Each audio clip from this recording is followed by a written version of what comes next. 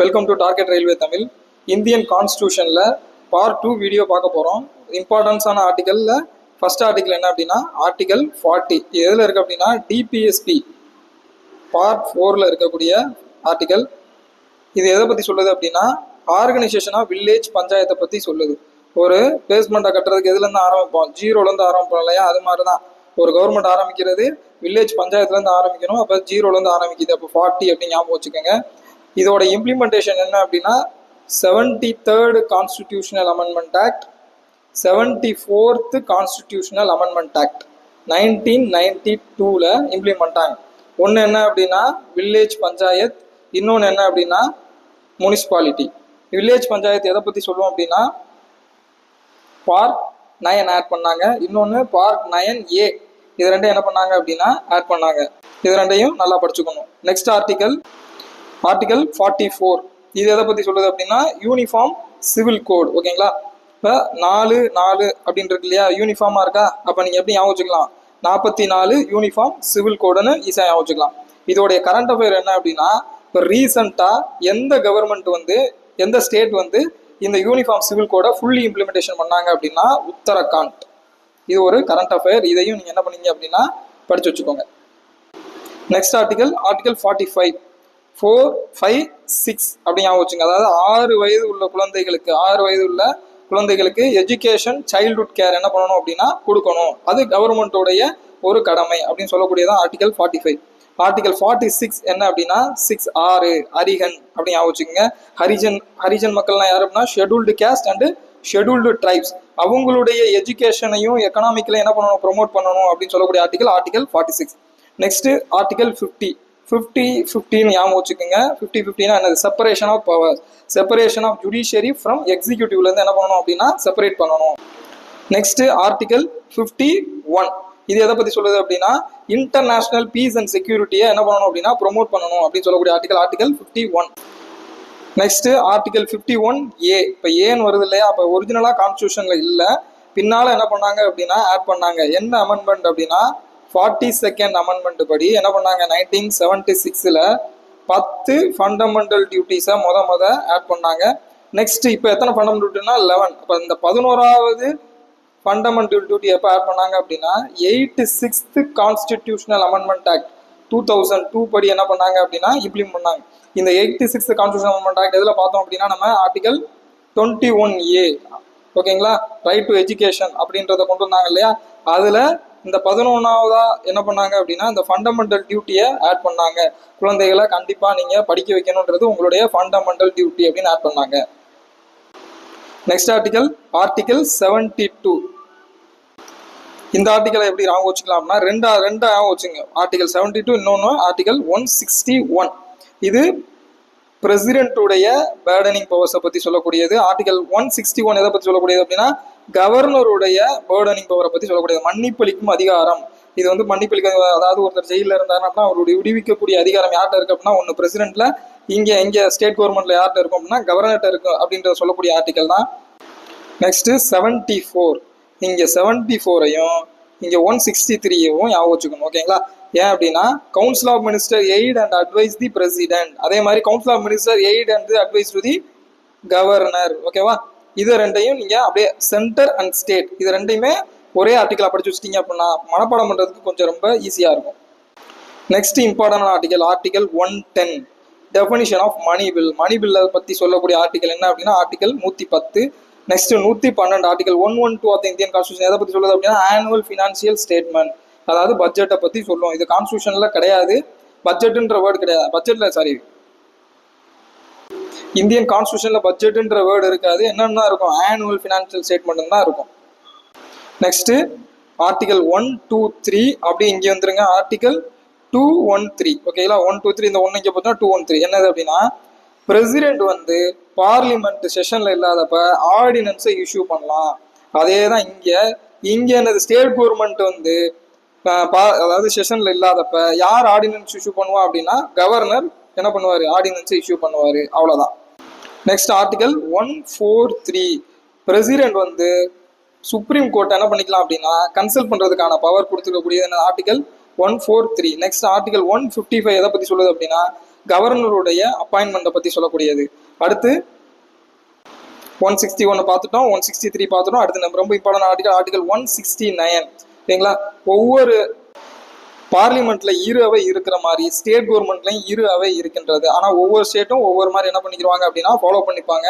So இந்தியாவில் ஒரு 7 ஸ்டேட்ல தான் 2 அவை இருக்கும். அதில் இந்த 2வது அவை இருக்கு இல்லையா, லெஜிஸ்லேட்டிவ் கவுன்சிலில் கிரியேட் பண்ணுறதுக்கும் அபாலிஷன் பண்ணுறதுக்கும் எந்த ஆர்டிகலை யூஸ் பண்ணலாம் அப்படின்னா ஆர்டிகல் 169.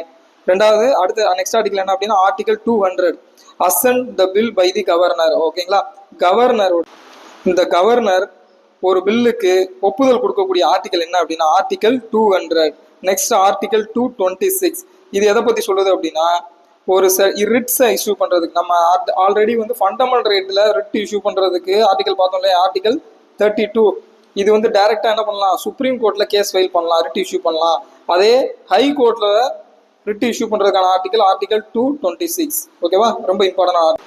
Next article 239AA. இது எதை பற்றி சொல்லுது அப்படின்னா special provision with respect to டெல்லிக்கு வந்து பார்லிமெண்ட் இருக்கிறனால அங்கே ஒரு கவர்மெண்ட் இருக்கும். ஸோ அதில் சில ப்ரொவிஷன் ஸ்பெஷல் ப்ரொவிஷன்ஸ் கொடுக்கணும் அப்படின்றதுக்காண்டி கொண்டு வரப்பட்ட ஆர்டிகல்லாம் ஆர்டிகல் 239AA. Next article 249.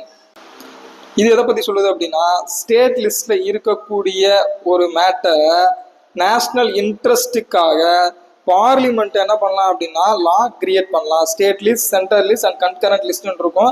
அதில் ஸ்டேட் லிஸ்ட்ல இருக்கக்கூடிய இதில் சென்ட்ரல் கவர்மெண்ட்ல இருக்கக்கூடியதை சென்ட்ரல் கவர்மெண்ட் ஆக்ட் கிரியேட் பண்ணுவாங்க. ஸ்டேட் லிஸ்ட்ல இருக்கக்கூடியதை ஸ்டேட் கவர்மெண்ட் ஆக்ட் கிரியேட் பண்ணுவாங்க. இதுல ஸ்டேட் லிஸ்ட்ல இருக்கக்கூடியதுல சென்ட்ரல் கவர்மெண்ட் கிரியேட் பண்ணலாம் அப்படின்னு சொல்லக்கூடிய ஆர்டிகல் என்ன அப்படின்னா ஆர்டிகல் 249. Next article 262. இது எப்படி ஞாபகம் வச்சுக்கலாம்னா 226 2 ஸ்டேட்டுக்கு இடையில ஒரு ரிவர் ஆறு ஓடிச்சு அப்படின்னா அதை பத்தி சொல்லக்கூடிய ஆர்டிகல் தான் இது. இன்டர் ஸ்டேட் ரிவர் வேலியில இருக்கக்கூடிய டிஸ்பியூட் ரிலேட்டிங்கா என்ன பண்ணலாம் அப்படின்னா சொல்லக்கூடிய ஆர்டிகல் 262. நெக்ஸ்ட் அப்படியே ஆர்டிகல் 263 இன்டர் ஸ்டேட் கவுன்சில் பத்தி சொல்லக்கூடியது, அப்படியே ஞாபகம் வச்சுங்க. அடுத்த article 275 grants from the union to the state. அதாவது ஸ்டேட்டுக்கு சென்ட்ரல் கவர்மெண்ட் கொடுக்கக்கூடிய கிராண்ட் சொல்லக்கூடிய ஆர்டிகல் 275. ரெண்டாவது 279A எதை பத்தி சொல்லுது அப்படின்னா goods and service tax council இருக்கு இல்லையா, அதில் நீங்க ஜிஎஸ்டியை பத்தியும் பார்த்துக்கணும். ஓகேவா? நெக்ஸ்ட் ஆர்டிகல் 280 ஃபினான்ஸ் கமிஷனை பத்தி சொல்லக்கூடியது. ஃபினான்ஸ் கமிஷன் அமைக்கிறது யார் அப்படின்னா பிரசிடென்ட் தான். இப்போ தற்போது எத்தனாவது ஃபினான்ஸ் கமிஷன் இருக்கு அப்படின்னா 16th ஃபினான்ஸ் கமிஷன். இதோடைய சேர்மன் யார் அப்படின்னா அரவிந்த் பனாகாரியா. ஓகேவா? ஆர்டிகல் 300 எதை பத்தி சொல்லுது அப்படின்னா சூட்ஸ் அண்ட் ப்ரொசீடிங்ஸை பத்தி சொல்லக்கூடியது ஆர்டிகல் 300. நெக்ஸ்ட் ஆர்டிகல் 300A இதை பத்தி ஆல்ரெடி முன்னாடியே நம்ம ஃபண்டமெண்டல் ரைட்ஸ்ல பார்த்துருக்கோம். அதை பார்க்கல அப்படின்னா ஃபர்ஸ்ட் வீடியோ பார்த்துட்டு இந்த வீடியோ பாருங்க. இது எதை பத்தி சொல்லுது அப்படின்னா ரைட் டு ப்ராப்பர்ட்டி. இது வந்து ஒரு ஃபண்டமெண்டல் ரைட்ல இருந்திருக்கும், அதை லீகல் ரைட்டா மாத்திட்டாங்க. Next article 311 dismissal and removal of the எங்க அப்படின்னா யாரு சிவில் கெப்பாசிட்டிஸ்ல இருக்கக்கூடியவங்க ரிமூவ் பண்றது, ரிடக்ஷன் ரேங்க் வந்து கம்மி பண்றதுக்கான ஆர்டிகல் 311. நெக்ஸ்ட் பாத்தீங்க அப்படின்னா 312 இது என்னன்னா all India service IAS IPS IFS அவங்களை பத்தி சொல்லக்கூடியது ஆர்டிகல் 312. நெக்ஸ்ட் 315 இது public service commission UPSC TNPSC இருக்கு இல்லையா ஸ்டேட் கவர்மெண்ட்ல, இதை பத்தி கிரியேட் பண்றது, இது யார் கிரியேட் பண்ணுவா, இதோட கம்போசிஷன் எத்தனை பேர் இருக்காங்க, அதை பத்தி சொல்லக்கூடிய ஆர்டிகல் 315. நெக்ஸ்ட் ஆர்டிகல் 320 அந்த பப்ளிக் சர்வீஸ் கமிஷனுடைய ஃபங்க்ஷன்ஸை பத்தி சொல்லக்கூடியது ஆர்டிகல் 320. அடுத்து நெக்ஸ்ட் 323A இது அட்மினிஸ்ட்ரேட்டிவ் ட்ரிபியூனலை பத்தி சொல்லக்கூடியது. எப்போ ஆட் பண்ணாங்க அப்படின்னா 42nd அமெண்ட்மெண்ட் ஆக்ட். இந்த 42nd அமெண்ட்மெண்ட் ஆக்டை தான் மினி கான்ஸ்டிடியூஷன் அப்படின்னு சொல்லுவாங்க.